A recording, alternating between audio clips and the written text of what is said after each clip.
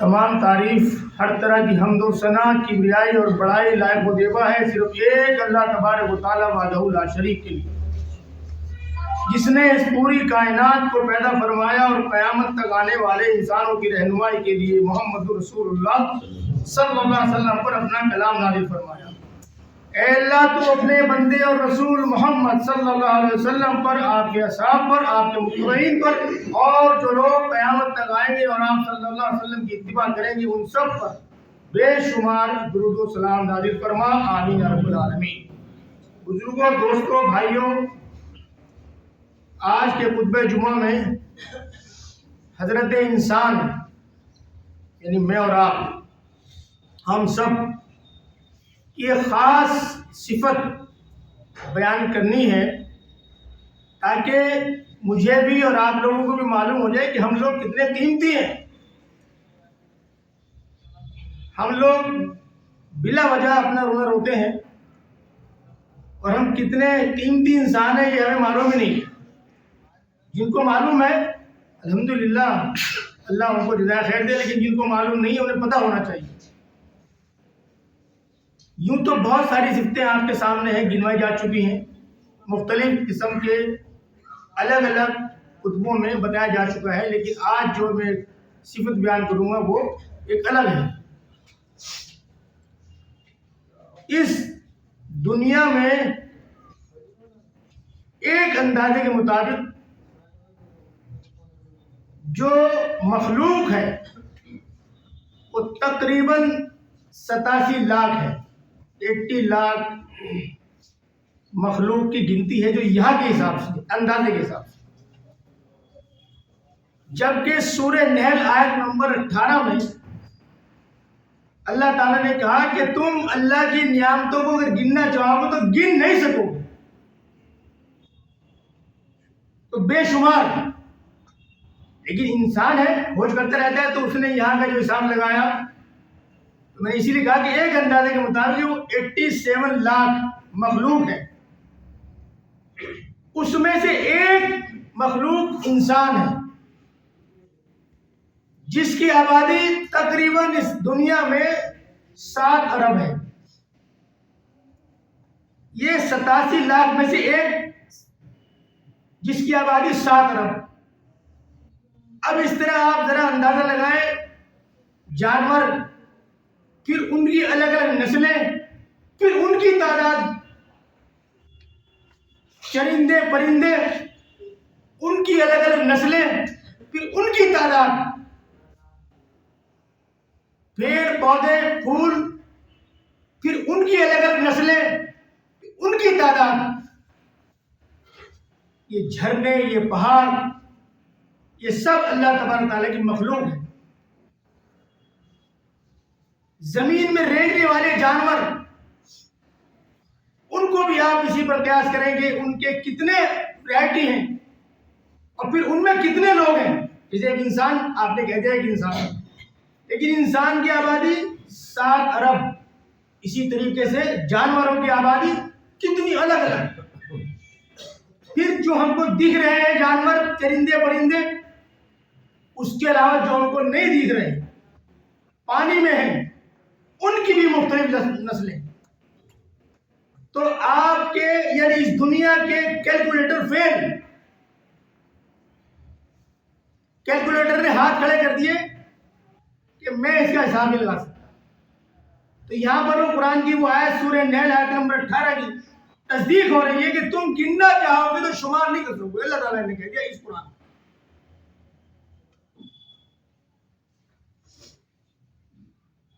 اور اس کے ساتھ ساتھ جتنی مخلوق ہے یہ سب اپنے رب کو پکارتے ہیں، اور اللہ تبارک و تعالیٰ ان سب کی الگ الگ پکار کو سنتا ہے۔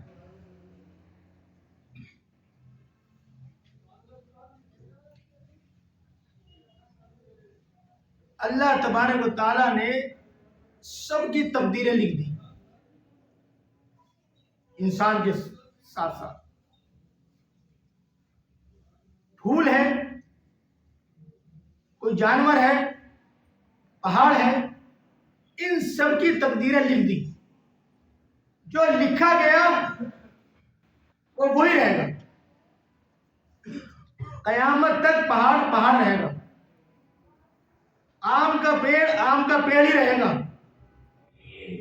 امرود کا پیڑ امرود ہی رہے گا، امرود پہ آم کا پھل نہیں لگ سکتا، کوئی چینجنگ نہیں کر سکتا، کچھ ہو ہی نہیں سکتا، جو جس نسل کا ہے وہ اسی حساب سے رہے گا قیامت تک۔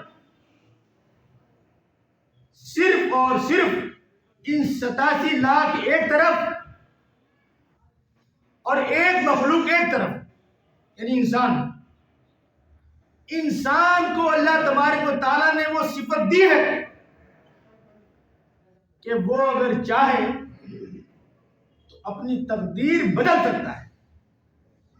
ہو سکتا ہے کسی بھائی کو اس الفاظ پر اعتراض ہو، وہ ایک الگ مدعا ہے، لیکن انسان کو اللہ تعالیٰ نے یہ صفت دی ہے، اختیار دیا ہے کہ وہ اگر چاہے تو اس کی تقدیر بدلی جا سکتی ہے، صرف انسان کو، باقی کسی کو یہ صفت حاصل نہیں، جو جیسا ہے ویسے رہے گا۔ مثال کے طور پر ایک شخص ہے، نماز نہیں پڑھتا، لیکن کچھ دن کے بعد آپ اس کو دیکھتے ہیں کہ وہ تو 5 وقت کی نماز پڑھ رہا ہے، اب تک آپ نے اس کو مسجد میں دیکھا ہی نہیں تھا، اب آپ دیکھتے ہیں کہ وہ مسجد میں باقی لوگوں سے پہلے پہنچ رہا ہے۔ عادت، جس نے اپنی عادت کو بدلا، گویا اس نے شروعات کر دی بدلنے کی۔ جب اس نے نماز پڑھنی شروع کی، اب اس کے تعلقات بھی انہی لوگوں سے ہوئے، کسی مولانا سے، کسی خطیب سے، کسی عالم سے، اس کا حساب کتاب بدل گیا، لوگ اب اس کی تعریف کرنے لگے۔ جب لوگ اس کی تعریف کرتے ہیں تو اللہ تبارک و تعالیٰ بھی اس کی تعریف کرتا ہے اور اس کی مدد کرتا ہے۔ یہ وہ ٹرننگ پوائنٹ ہے جہاں سے تبدیلی آتی ہے، یہاں سے اس کے حالات بدلنے شروع ہوتے ہیں اور آہستہ آہستہ وہ اللہ کے قریب ہوتا جاتا ہے۔ تو جو جتنا اللہ کے قریب ہوگا، اللہ تبارک و تعالیٰ کی مدد اس کے ساتھ آئے گی اور آہستہ آہستہ وہ اللہ کا پسندیدہ شخص بن جاتا ہے، اس کے مقرب جو لسٹ ہے اس میں شامل ہو جاتا ہے۔ تو یہ صرف اور صرف آپ کی ہے، 87 لاکھ میں سے آپ ایک ایسے خوش نصیب ہیں کہ اللہ تعالیٰ نے اختیار دیا ہے آپ کو، آپ اپنی عادتوں کو بدلیں تو تبدیلی آ سکتی ہے۔ کسی بھی 87 لاکھ مخلوق میں یہ صفت نہیں ہے۔ کوئی بھی جانور یہ دعا نہیں کر سکتا کہ مجھے انسان بنا دے، ہو ہی نہیں سکتا، اٹل فیصلہ ہے اللہ تعالیٰ۔ پہاڑ یہ نہیں کہہ سکتا مجھے یہاں بہت گرم ہے، مجھے سردی والی جگہ پر لے جا، یا سردی والا یہ نہیں کہہ سکتا مجھے ریگستان میں لے جا، کچھ نہیں، فکس۔ یہ صرف اللہ تعالیٰ نے صفت آپ کو دی ہے، آپ چاہو تو اپنی تقدیر تبدیل کر سکتے ہو۔ ضرورت ہے ہمیں اپنے آپ کے بدلنے کی۔ جیسے ہی آپ بدلو گے، اپنی عادتیں بدلو گے، اللہ تعالیٰ کی نصرت، اللہ تعالیٰ کی مدد ہمارے ساتھ آ جائے گی۔ جو ایک شعر ہے، خودی کو کر بلند اتنا کہ ہر تقدیر سے پہلے، خودی کو کر بلند اتنا کہ ہر تقدیر سے پہلے خدا بندے سے خود پوچھے بتا تیری رضا کیا ہے، تو کیا چاہتا ہے بندے؟ اللہ تعالیٰ آپ سے پوچھ رہا ہے۔ آپ اپنے میں خود اعتمادی اللہ کی رضا کے لیے قائم کریں گے، تبدیل کریں گے، تو اس شعر کے بھی مصداق ہوں گے۔ اللہ تعالیٰ خود پوچھے گا، اور اللہ تعالیٰ تو روز پوچھتا ہے۔ یہاں پر مجھے یاد آ گیا، اللہ تعالیٰ روز پوچھتا ہے ہمارے سے، فجر سے پہلے، مانگے بندے کیا مانگتا ہے، میں تیرے بہت قریب ہوں اس وقت۔ وہ بات الگ ہے کہ ہم سوئے رہتے ہیں، اور آج کل تو سردیاں ہیں، زبردست نیند آتی ہے، بس وہی ٹائم ہے شیطان سے لڑنے کا، اس کو اپنے آپ کو دور کرنے کا۔ تو میرے بھائیوں دوستوں، آج کا جو پوائنٹ ہے وہ صرف یہ ہے کہ یہ پتا چلے ہمیں، ہم جانیں کہ ہم کتنے قیمتی ہیں۔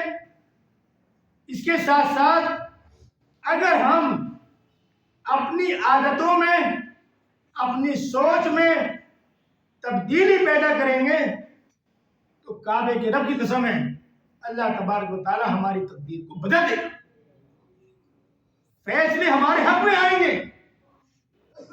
کاش ہم اس نقطے کو جانیں۔ اللہ تعالیٰ سے دعا ہے کہ اللہ تبارک و تعالیٰ مجھے بھی اور آپ سب کو بھی اس بات کی توفیق عطا فرمائے کہ رات کو اٹھے فجر سے پہلے، جب بھی آنکھ کھل جائے اور کھڑے ہو جائیں اپنے رب کے سامنے دونوں ہاتھ باندھ۔ اور ایک بات اور بتا دوں آپ کو، جو لوگ اس بات کا تہیہ کر لیتے ہیں اور اپنے مزاج میں سوچ لیتے ہیں کہ اللہ مجھے تہجد میں اٹھنا ہے، ان کو چاہیے کہ وہ عشاء کی نماز کے بعد وتر نہ پڑھیں، وتر چھوڑ دیں، کیونکہ وتر رات کی آخری نماز ہے۔ اور وہ اللہ تعالیٰ سے دعا کریں اللہ تعالیٰ مجھے وتر فجر تہجد میں پڑھنے ہیں۔ اصل میں وتر تہجد ہی ہے، وتر کی نماز جو ہے وہ ایک طریقے سے تہجد کی نماز ہے۔ اگر آپ میں سے آج اس مسجد کے نمازی کوئی اللہ کا بندہ یہ فیصلہ کرے کہ میں آج رات سے عشاء کے بعد وتر نہیں پڑھوں گا اور میں کھڑا ہو جاؤں گا رات کے 2 بجے 3 بجے اٹھ کے اللہ تعالیٰ کی بارگاہ میں، اور وہ 3 رکعت آپ اس وقت پڑھ لیں، وہ 3 رکعت کب پڑھ رہے ہیں آپ کو؟ رات کو، بس ہو گئے تہجد کی نماز۔ یہ اللہ تعالیٰ نے توفیق دی، اور بڑھاتے رہے 2 کر کے۔ یہ 3 اگر آپ وتر رات کو 2-2:30 بجے پڑھیں گے تو تہجد آپ کی ہو گئی۔